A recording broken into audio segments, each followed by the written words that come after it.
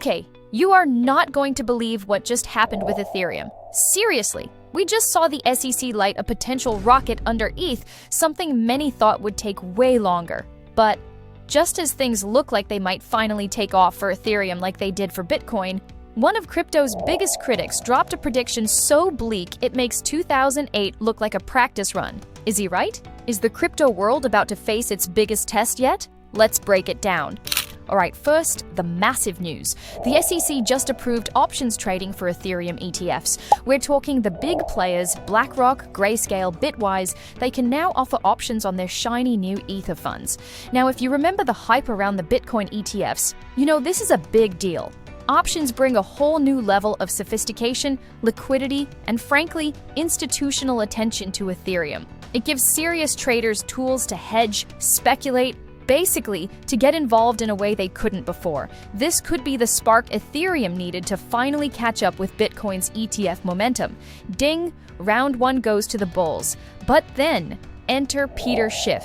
If you don't know Schiff, he's basically gold's #1 fanboy and arguably Bitcoin's most persistent critic.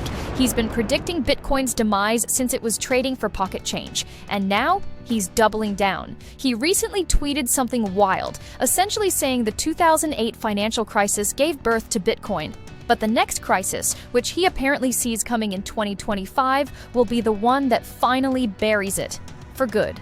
Okay? Bold prediction. Classic Schiff, some might say. He loves these doom and gloom takes, especially when it involves his shiny pet rock, gold. Is he just trying to scare people back into gold? Maybe. Is there any truth to it? Well, he's tapping into that fear that every market, including crypto, is cyclical and prone to massive corrections. It's the ultimate bear case narrative. The very thing that created crypto will ultimately destroy it. Kind of poetic, in a terrifying way. And you gotta admit, Schiff delivers these predictions with a certain showmanship. Love him or hate him, he gets attention. But here's where the story gets really interesting. While Schiff is predicting crypto's funeral, look at what's happening on the ground. Exhibit A. Lomond School in the UK just became the first school in the country to accept Bitcoin for tuition fees. Think about that. Not some niche online course, an actual school. Who's next? Hogwarts accepting lightning payments for broomsticks? Wild. Exhibit B. Across the pond, a new bill proposed in New York wants to let residents pay state fines, taxes, and fees using crypto. We're talking Bitcoin, Ethereum, Litecoin, Bitcoin Cash. Is it just political posturing, a flex? Maybe, but it's a step towards integrating crypto into the actual machinery of daily life and government. And Exhibit C, making it even easier to jump in. Binance just added support for Apple Pay and Google Pay to buy crypto directly with fiat. Frictionless, contactless.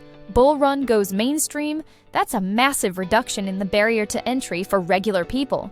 Okay, before we dive deeper into what these ETH options really mean and whether Schiff's doomsday clock has any merit, a quick word. If you're finding this breakdown useful, if you appreciate digging into these crazy crypto stories, do me a solid and hit that like button below. It genuinely helps the channel reach more people. And maybe consider subscribing if you haven't already. Okay, back to it. So, we have Schiff predicting the end times, while adoption seems to be quietly creeping into schools, government, and payment apps. And right in the middle of it all, boom! Ethereum gets ETF options approved. What does this actually signal? Options are complex, but think of it like this. They allow big money players to make bets on ETH's future price, or protect their existing holdings. It adds layers to the market. It attracts a different kind of investor. More liquidity, more price discovery, potentially more stability or volatility, depending on how they're used. It's basically Ethereum putting on its big boy pants in the traditional finance world. So, what's my take? Look, the ETH options news is undeniably bullish for Ethereum's legitimacy and potential market depth. It's a massive step. Does it guarantee price goes up? Absolutely not. Nothing does. And Schiff? Is he right that a crisis could bury Bitcoin? I think predicting the death of Bitcoin has been a losing bet for over a decade. However, are we potentially heading into economic uncertainty? Could there be a major market correction that hits crypto hard? Yeah, that's always possible. It's crucial to be prepared for volatility, to not get swept up only in the hype. Remember, Schiff might be a perma-bear, but even a broken clock is right twice a day. Although his clock seems perpetually stuck on Bitcoin bad, gold good. And just to throw another curveball into the mix, Guess who just popped up as an official crypto advisor to Pakistan? None other than CZ, the former CEO of Binance. Yeah, that's CZ.